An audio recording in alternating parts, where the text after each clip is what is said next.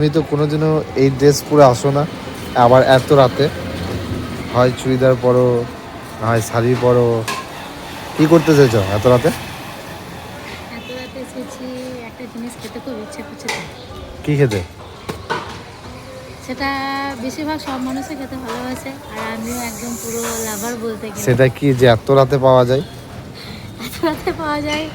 তোমরা যারা বন্ধু আছো তারা একটু কমেন্ট করে বলো যে এত রাতে যে একটা মানে লাভার বলে যে কেমন একটা জিনিস যে এত রাতে পাওয়া যায়।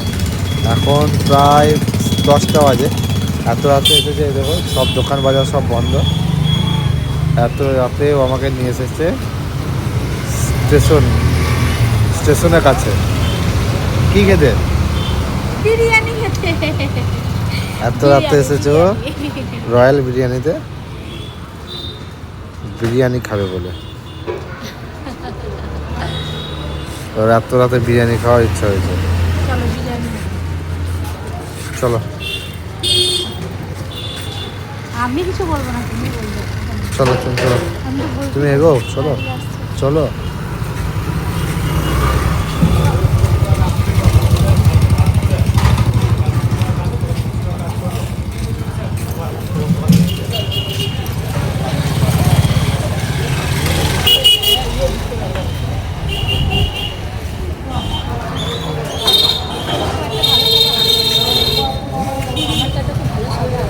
কি টাকাটা চাপে? কোথায় ঠিক আছে চলো তুমি নাও।